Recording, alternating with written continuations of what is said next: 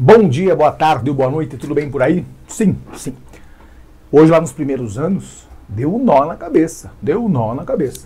Porque o tema hoje foi soma dos termos de uma PG. Soma dos termos de uma PG. Foi contado isso lá no primeiro A e no primeiro B. Muito bem. Eu contei lá para todo mundo, né, depois deu um nó na cabeça, mas nós vamos tirar esse nó já já, que a soma dos n primeiros números de uma PG é dada por AN vezes Q menos A1 sobre Q menos 1. Mas isso só funciona se essa PG for finita. Ou seja, se ela tem fim. Então, essa é a soma dos termos de uma PG finita. Ok? Ok. Então, eu quero saber a soma dos 5 primeiros termos de uma PG.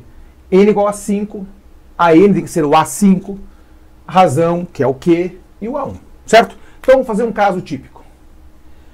Quem é a soma dos 5 primeiros termos?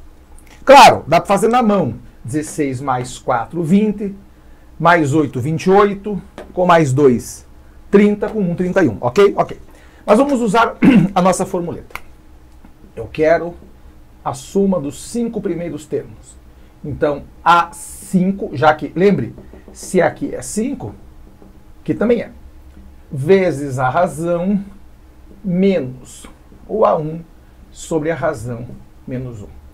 Quem é o A5? Claro que aqui a gente deu o A5 fosse igual a 16.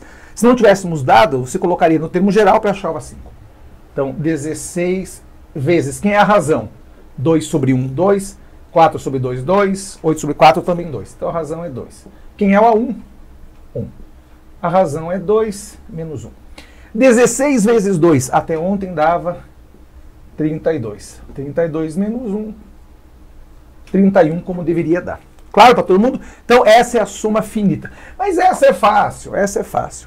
O grande problema é quando a soma é de uma PG infinita. E aí que deu o nó no crânio de todo mundo. Então, devagar. Nós temos duas formas de mostrar isso. A primeira é a fórmula da PG infinita. A soma dos infinitos termos de uma PG será o primeiro sobre... Cuidado, lá no finito era Q menos 1. Aqui é ao contrário, 1 menos Q. Certo? Vamos ver se funciona. Vamos fazer um infinito bonitinho. Vamos ver se funciona. Pegar uma PG, por exemplo, cadê o verde? Aqui. 1 meio, 1 quarto, blá, blá, blá. Opa!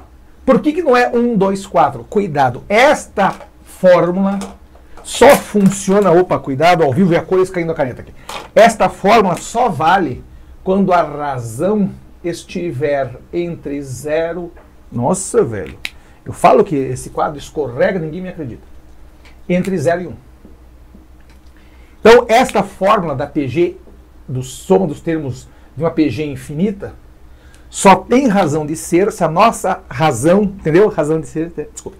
Se a razão for fracionária, ou seja, entre 0 e 1. Não funciona se a razão for 2, não funciona se a razão for 3 meios, não funciona se a razão for 5 quartos. Só funciona se for, por exemplo, 4 quintos. Não se esqueça que o denominador tem que ser maior que o numerador para ser fração, certo? Então vamos lá, vamos tentar ver. Quem é a soma dos infinitos termos? Isso aqui é o A1, que é esse cara, sobre 1 menos a razão. A razão é meio sobre 1, meio. 1 quarto sobre meio, meio. Então, isso aqui será 1 sobre. 1 menos meio é meio também.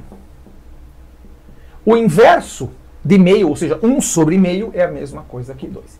Então, a soma dos infinitos termos desta PGE, quando se juntar tudo isso, vai dar 2. Claro para todos? Sim, sim.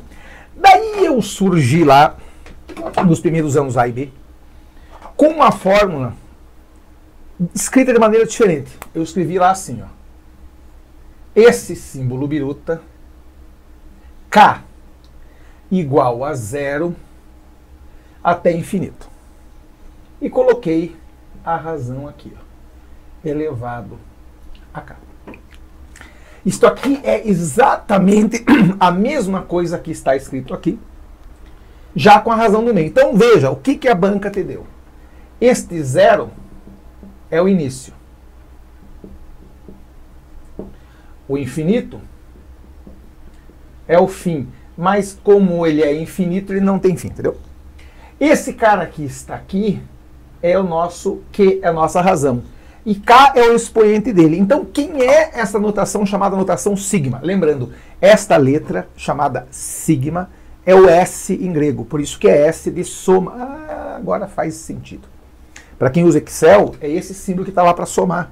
Não foi escolhido aleatoriamente. S de sigma, S de somatório.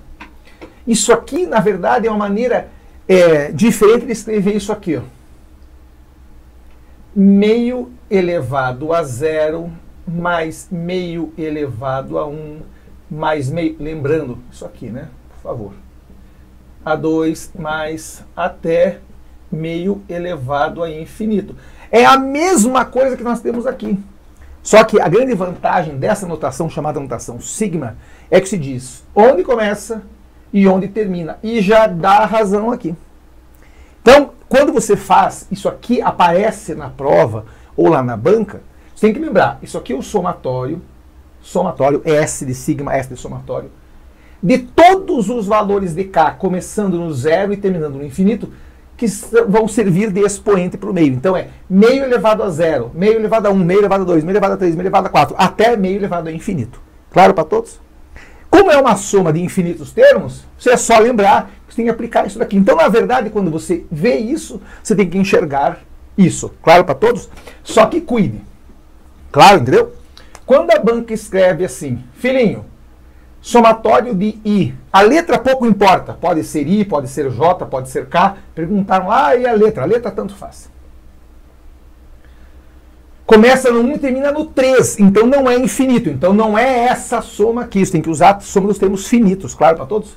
Por exemplo, de 2 elevado a I. Então vamos lá. A soma de todos os elementos de 2 elevado a I, com o I variando de 1, que é o início, até o 3, que é o fim. Então isso aqui, na verdade, é equivalente a 2 elevado a 1, porque é o primeiro, mais 2 elevado ao quadrado, mais 2 elevado ao cubo, que é o último. 2 elevado à primeira é 2 mesmo. 2 ao quadrado é 4, 2 ao cubo é 8. 8 mais 4, 12, mais 2, 14. Então, entendeu? É só uma forma diferente, só que cuide. Se a banca mostrar uma notação sigma dessas, onde o cara daqui é infinito, você aplica essa. Se o termo aqui for diferente de infinito, se for um número pequeno, você faz na mão direto. Agora, se for um número grande, você vai ter que calcular o termo que ele quer. Então, por exemplo, dá uma olhada aí. Se a banca tivesse pedido, filhinho, calcule, por favor, quanto vale a soma, agora é J, agora virou J. Tanto faz, a letra pouco importa. De 1 até 10, de 3 elevado a J. O que você vai ter que ter aqui? 3 elevado à primeira, mais 3 elevado à segunda, mais... Não precisa, lembra da soma dos 10 primeiros termos? Será o A10 que multiplica a razão menos o A1 sobre a razão menos 1. Teu único trabalho aqui vai ser calcular o A10, que nesse caso será 3 a décima. Quem é o A1? 3 a primeira. Quem é a razão está justamente aqui. 3. Então, entendeu? Quando você tem uma soma finita, representado aqui justamente, ó, quando o fim, finito, entendeu? Quando esse cara aqui é finito, você usa a soma dos termos finitos. S dos N primeiros. Então, se aqui for 10, aqui é 10. Se aqui for 30, aqui é 30. Se aqui for 8, aqui é 8. Claro para todos? Agora, se aparecer o sinal de infinito, lembrando que o sinal de infinito é aquele 8 deitado. Então, se aparecer isso, você usa a forma dos termos infinitos. que é A1 sobre 1 menos Q. Claro para todos? Não tem como errar. Então assista esse vídeo tantas vezes quanto forem necessárias.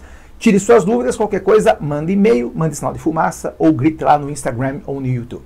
Certo por enquanto? Então qualquer coisa grite, eu vou, mas por enquanto não volto. Grande abraço, fui!